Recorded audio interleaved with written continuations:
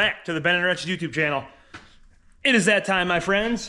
The lovely GMC 1997 regular cab short box 4.3 truck is about to become a 1997 8.1 truck. So this can be our own little version of the 454 SS, minus the 454 part in place of the 8.1 part, which is like they say a 496.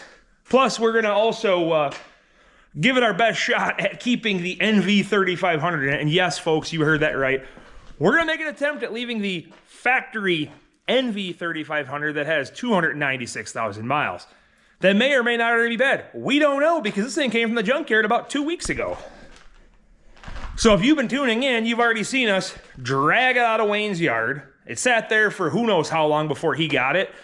And also, you've seen us wash the interior and get a new back window put in. This thing was disgusting, guys. And if you haven't, we have had a new influx in subscribers, and I appreciate that. For you guys, my name is Brian, and thanks for tuning in on that part. But this unit, new back glass, fresh, non-stinky interior. So now it's finally time, since we can actually work on this thing and bear to have it in the shop, it's time to pull that POS out of there.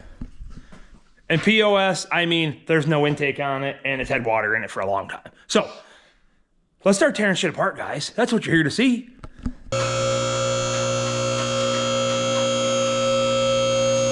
All right, so she's in the air. You know, guys, it ain't too bad. Let's do a walkthrough together. I did get a glance, something I wanted to show you as well. But realistically, most of this is just surfaced. It's like that orange tinge, you know, and they sit for a long time, and the weeds and, you know, whatnot. So it is pretty solid. Now, they already obviously cut the kitty out of her, you know, because that's when kitties were big money. And, I mean, the rest of it isn't too bad. But I think we're going to need a fuel tank, guys. I did notice this.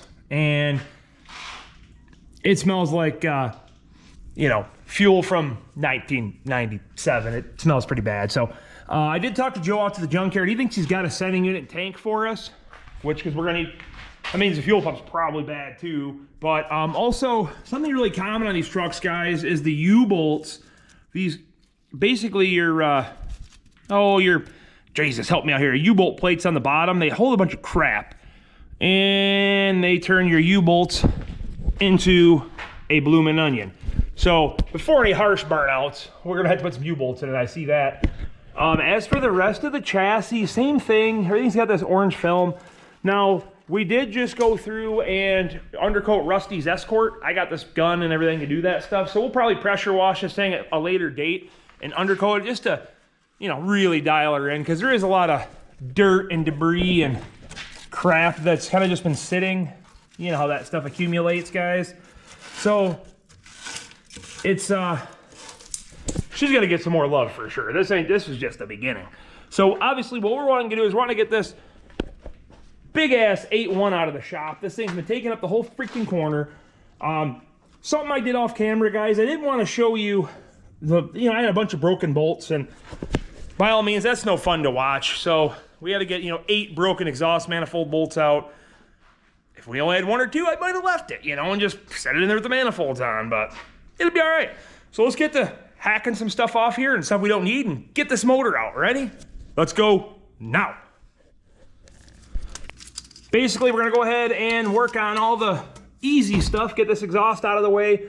And I'm not even worried about the back half yet. And then we'll start hitting our bell housing bolts.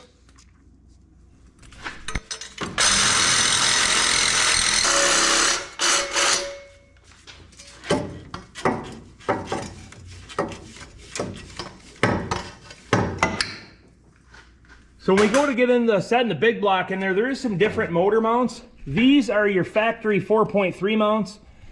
Obviously we're converting over to big block, so I ended up going with just a standard clamshell. Obviously they did make these trucks big blocks back in the day. Easy enough. Just order it for like a 93, 454 SS truck. Made it easy enough for us to get the parts for. As for the 8.1 motor mounts, we're gonna figure that out. I did buy, let me show you guys some real quick. I did get these from Dirty Dingo. They sell, and I don't know why yet, I haven't figured it out after I bought them. They sell 8.1 to standard 3-bolt clamshell. So, naive Brian, myself, of course, I just was trying to shotgun orders out just so I had the stuff waiting, so when it's time, we can just roll. You know how that goes. You hate waiting for parts. But those allow for a 3-bolt clamshell. Well, I did notice on an 8.1 block, didn't know this, they have 1, 2, and 3 for your factory clamshell. So I don't know what we're going to use yet, because them brackets physically lower the motor mounts down, and I don't know why. And if you go on Dirty Dingo's website, they don't tell you why either. And I didn't call them because it is what it is. I already own them. I already opened them. So they're mine. We're going to find out together. But I did re-thread those holes with a tap just to make sure they're clean. So when we go to set the motor in, we'll probably set it in with nothing on it. And then we can either fit the clamshells to the factory mount holes like that, or we can use the adapters if we have to. So just some food for thought. When we get to that point, I'll be a little more extensive on it, but just to get the ball rolling for you guys. So it's bell housing bolt time.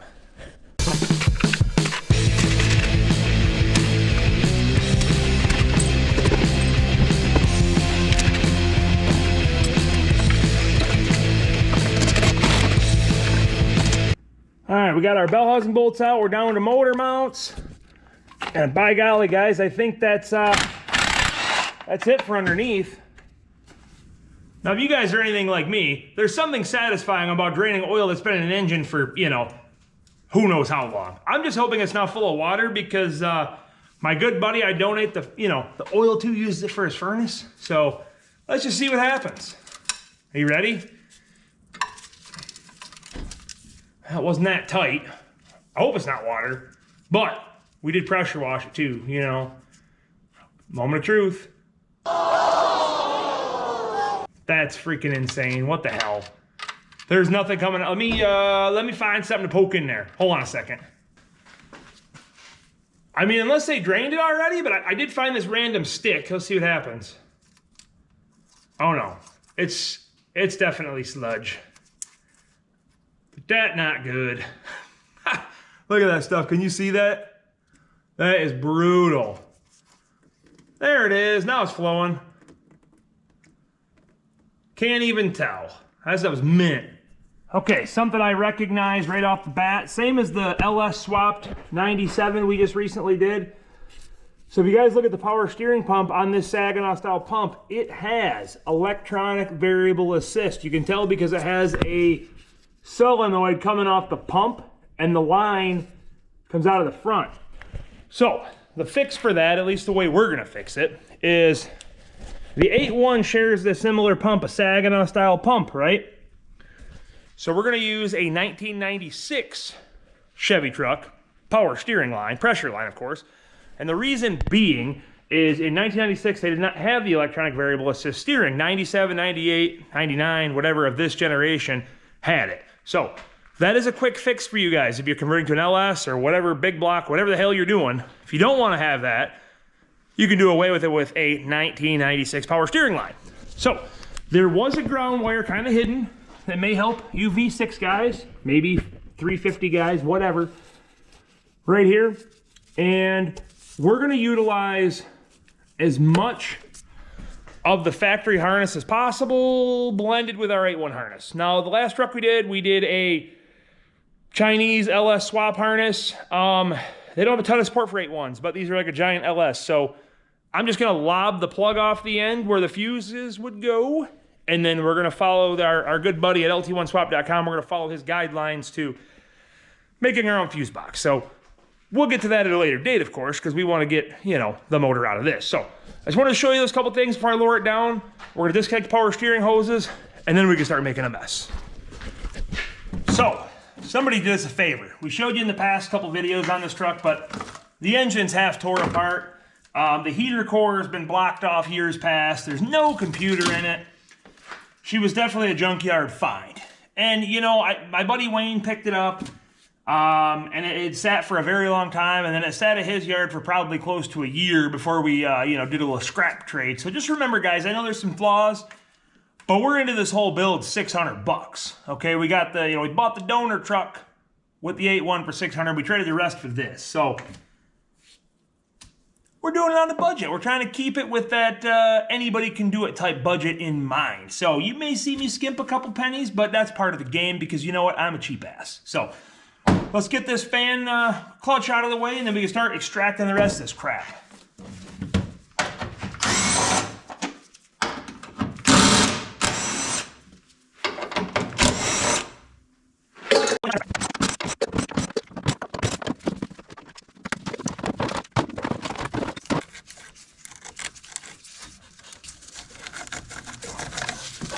Let's hope that we can get some in the drain pan.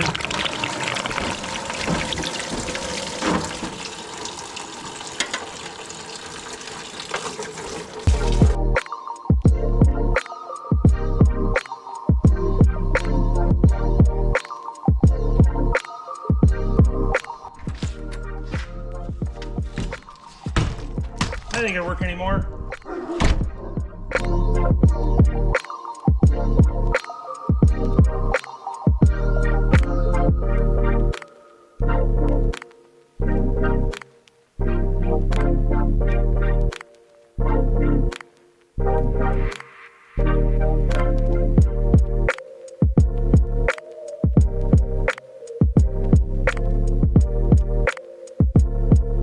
Here's my commitment to no air conditioning. That was quick and painless.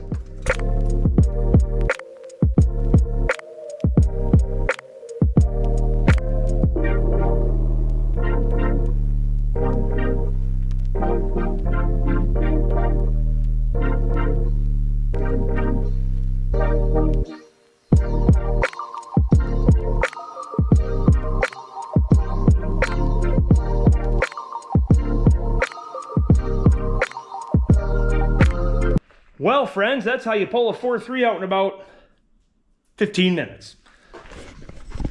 I see we had some, we had some friends living in the old transmission bell housing area. You can kind of see, we had a few. But the clutch looks freaking new, huh? We're hoping to reuse that. So we're gonna go ahead and pull the flywheel off. We gotta run that down to our machine shop buddy. I did get one for an 8.1, but we're gonna see if they're the same depth-wise and stuff, because the description says marine and the 8.1 has a step. So I'll show you that when we get there, but let me get this off, we'll burn down to the machine shop. Guys, so here's that lip we were talking about.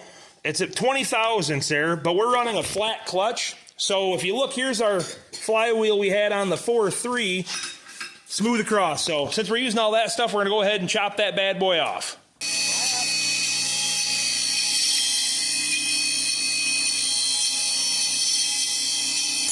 Oh, fucking thing. All right, 20 thou later, she's looking mint. You can see there was, it was cut with a lathe. You can almost see the swirl, but we didn't want to take too much off. Remember, this thing is brand freaking new, but wasn't in the best of shape. So, all right, we'll see you guys back at the house. All right, friends, we're back from the shop. So, it is the next day, if you can't already tell. We have to get cleaning on the engine bay. Now, guys, remember, this is super budget, super cheap. Do it quick. Do it down and dirty type of build, right? So I want you to take that into consideration when you're looking at some of the things that we're doing, right? It's a burnout truck. It's not meant to matter. It's meant to just keep this truck alive. A truck that shouldn't be here right now. Should have been crushed years ago, right? So, engine bay, we talked about our little buddies down there. So we're gonna go ahead and clean all this crap out. As you've seen, the flywheel was different. So we did get that step machined off. Our buddy John took care of that. Another thing, the motor mounts. We have to assess these. These 4.3 mounts have to go. And then we basically have some small block Chevy clamshell mounts, and we're gonna go ahead and utilize those. But look behind the flywheel, wait till you see this. There's our little rat's nest we were talking about. I left that on there just for you guys. Yeah, so now the fun part begins. So I'm gonna save you the boring stuff. I'm gonna go ahead and I might time lapse a little bit of this cleanup here, but I'm gonna get this motor out of our way here because we don't need this in the way. It's time for this guy. And then we're gonna pull any necessary sensors off we may need, like the coolant temp, and the oil pressure sensor. We're gonna get them extracted and get the motor the hell out of here. So let's go now.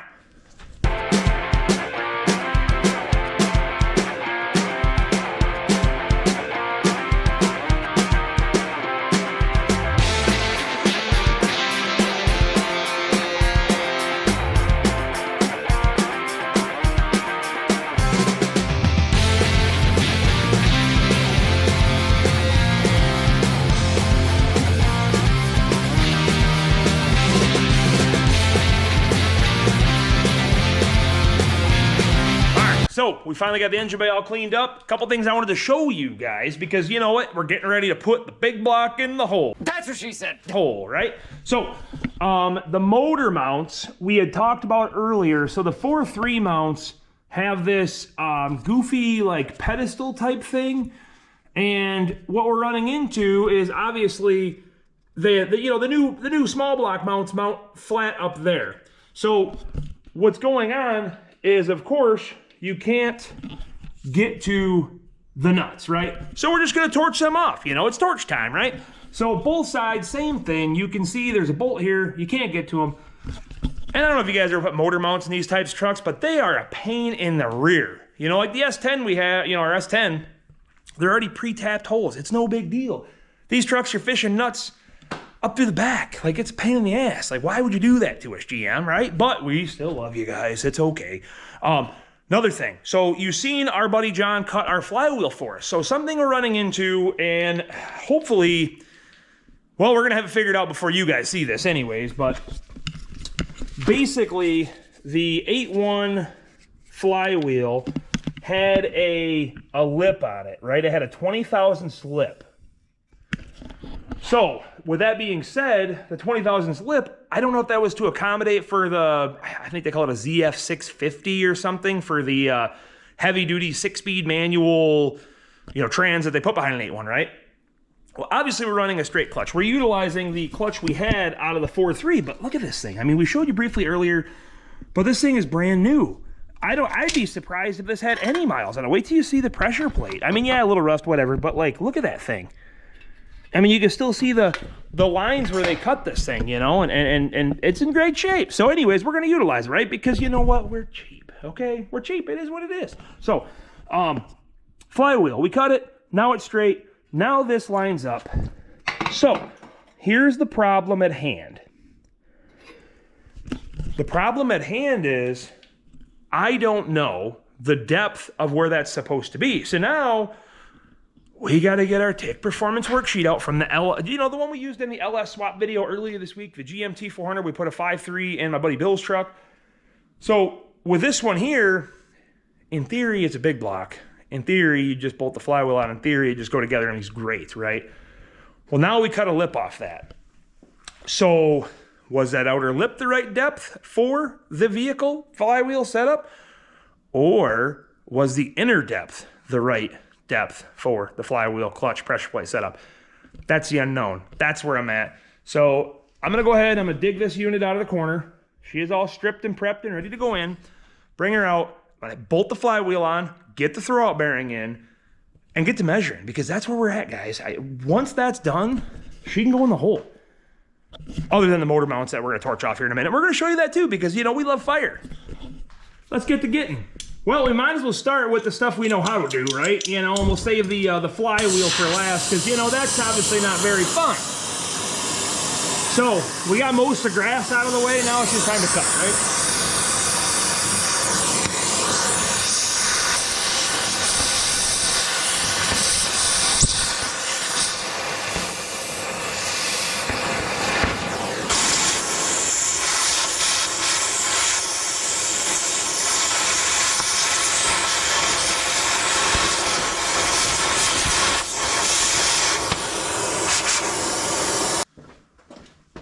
BFH time.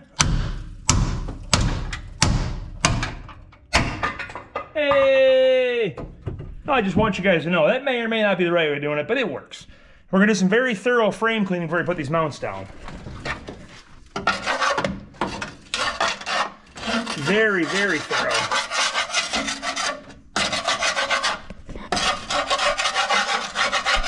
All right, looks good enough to me. Guys, you're not going to believe this. Made in USA. We got the old Anchor 2621. All right, you ready? We're gonna see if it's gonna work. You guys ready? You ready? Let's go. Holy crap, that actually worked. All right, clutch time. So I got, and they, I'll give you a GM part number here. A1255758 It's a pilot bearing. A common LS one. I think it's just like a 302 bearing. Same style we used on our LS swap, and it does fit back here. But when you look up for an one, it shows this, but when you look up for an NV3500, you know, with a 4.3, it's just the small one that goes way deep into the crank. So basically, we're gonna go ahead and tap this guy in and make sure when the transmission, you know, obviously mates to the back of the bell housing flange, that, you know, it actually inserts in the bearing. So we got that. We're gonna go ahead and bolt the flywheel on. And like we said before, with the TIC Performance Kit, we're gonna measure our pressure plate and stuff.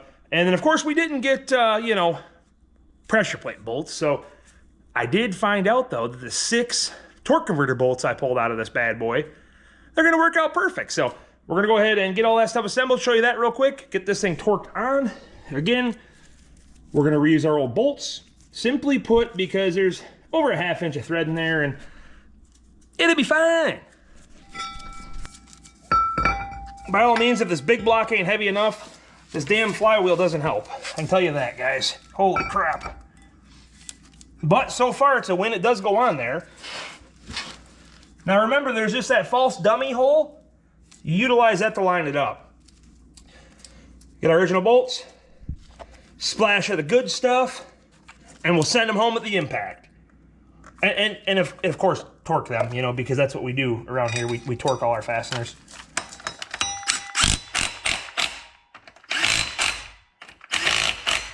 All right, so the LS is 74 foot-pounds, so this is gonna be 74 foot-pounds. It'll be close enough, same bolt, right?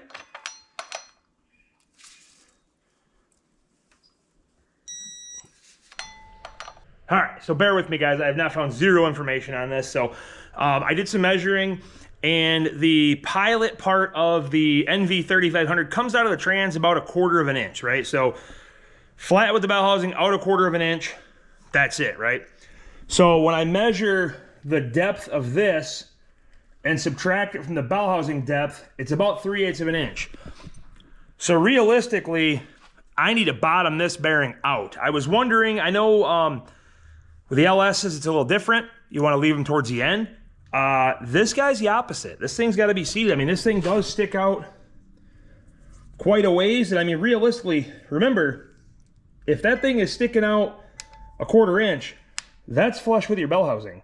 So it needs to be in that far for it to work. So we're going to get to driving this home, and I guess worst case scenario, don't go in. And then we pull the trans back out and we just cut off the end of the shaft, right? That would be, I mean, it'd work. So that'll be the next step. Gonna get this thing sent home, and then we got to measure our clutch. God, I'm sick of measuring. This stuff gives me a freaking headache, guys. It takes, I got like an hour into this. And for you guys, hopefully I just figure out the science, and then, you know, after all this, we're just gonna tear the NV3500 right out of it anyways, because, you know, big block torque. So let's see what happens. For what it's worth, a little bit of lubricant. Get your socket. Find one that fits good. You know, obviously we know this one goes in there, right? So we know it's not gonna get stuck in there. So, because we do have to seat it.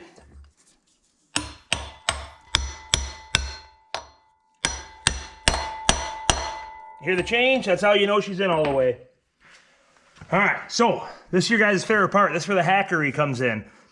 3 of the bolts fit, right? So these were a 3/8/16 on the old style engine here, and it don't fit. So when you get your drill out and you make it fit. And don't go crazy. It don't take much.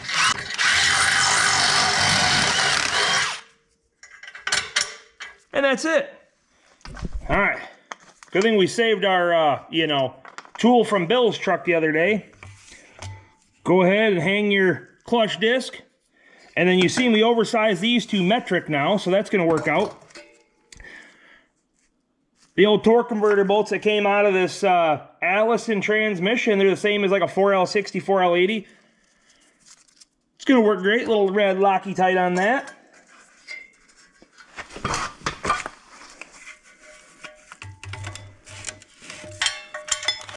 All right, same song and dance. I like to put a little bit of slight upward pressure just on it, just so the disc doesn't kind of sag down. And then go ahead and start bumping these in. And once you get one kind of tight, it'll hold it. And then work your way around progressively. Eventually, it'll kind of seat. Really all you can do, and then torque her down.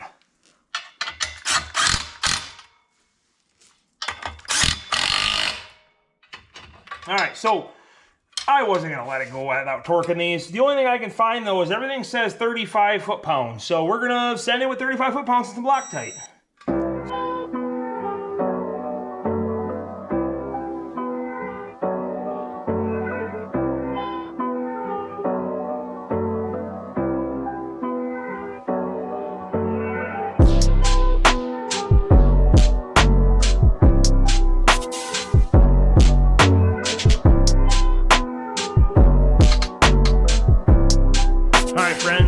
One of the most difficult things to do by yourself. Now, somebody's probably got it figured out, but I sure in the hell don't.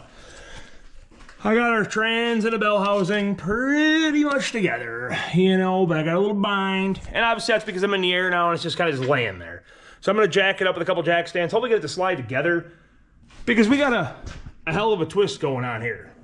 So we can't even think to put our motor mounts in yet. We just got the oil pan kind of flopped down on the cross member. But looking at it, I honestly think it's going to go in the factory clamshells. So I don't know yet. Like I said, the Dirty Dingo brackets put it in the same spot. Just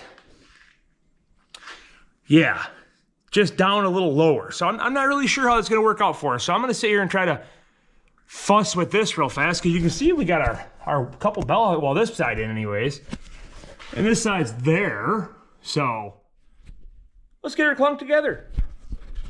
Well, let's see if we can make magic happen. It's actually starting to twist the wrong way, but I don't know what I gotta do here. I may have to put a bar and kind of twist the transmission. By more tools, I meant hands, you know? I don't know. So I got this ratchet strap on here. We're gonna bust this guy off there, I think. That'll be our first step.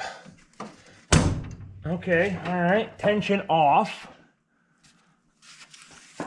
Oh my goodness, look at that, they just went together.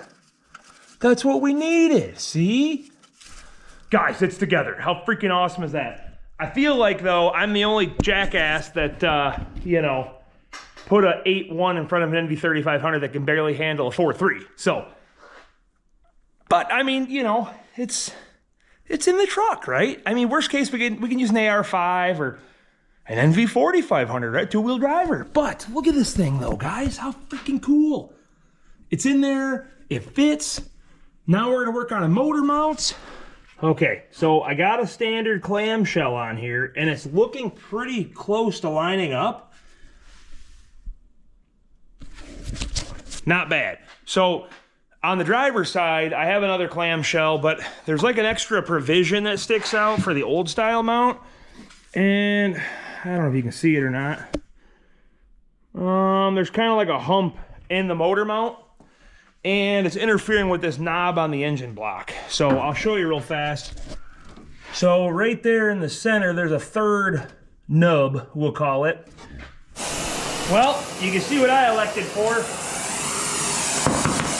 At least this way, we're not losing out on, you know, our strength. So I'm gonna heat it in and so I can bang a dent right where that nub is, we'll call it.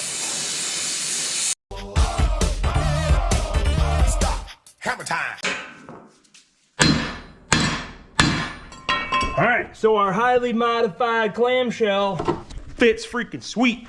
So, I don't know. I'm starting to think we might have to use the plates. I shouldn't have probably Loctited the bolts, so I was a little eager.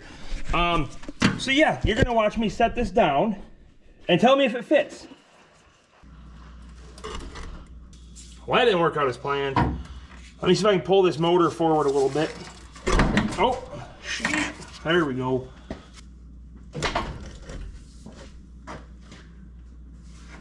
Well, friends, that's it. She's down. Look at that. Factory small block lowers, factory small block uppers, and your 8.1 goes right in. So, don't be a sucker like me. Now, granted, these may have a purpose if you wanted to put, you know, different placement and stuff. So, but if you're putting it in your OBS and you want to leave your transmission in the stock location, use the stock mounts. It fits. I did have to heat and beat. You've seen that, right? just on the one side because of the extra nub. Super nice product here, just not gonna work for us. And you can see the upper hole, the lower hole, right? That's how much it would move that mount down. But guys, both bolts are in. All the bell housing bolts are in. She is sitting right where she needs to be. And you can see that other nub, tons of clearance. Now, something I want to state. I got like, including the flywheel, I don't think I've crested $1,000 yet. And you guys are like, no freaking way. Well, it's really in all how resourceful you can be. People you know, deals. You know, like I said, I bought that whole other truck as a wreck from a tow yard for $600. At that point, I was able to extract the motor, talk to the local junkyard. Yeah, he's a buddy of mine, but you never know, guys. You never know. Because that other truck had a lot of value. You could have parted it out and sold things and bought a new truck.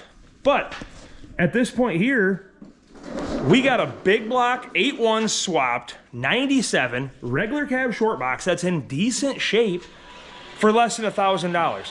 You say, well, hell, it ain't running. Well, it's not running. You're correct. It will be running soon. We got to do a little bit of wiring. We got to finish that stuff up. But I mean, we don't give a shit about the air conditioning, so that doesn't affect us. We don't care about, you know, a lot of those extra features because this is going to be a base model burnout truck, right? That you could drive to the hardware store if you need it. So think about it. If you guys want to get into this kind of stuff, start with some junk. Don't let people tell you, oh my God, you're cheap, blah, blah, blah. Be resourceful. We didn't have pressure plate bolts. Well, look what worked out great. We got to use the torque converter bolts we took out of the donor truck. We got to save all the other fasteners from the donor truck that allowed us to use it on this. So guys, on that note, we're gonna wrap this video up with this 8100 swapped GMT 400. Make sure you like, subscribe, share all that good stuff. We'll see you on the next one.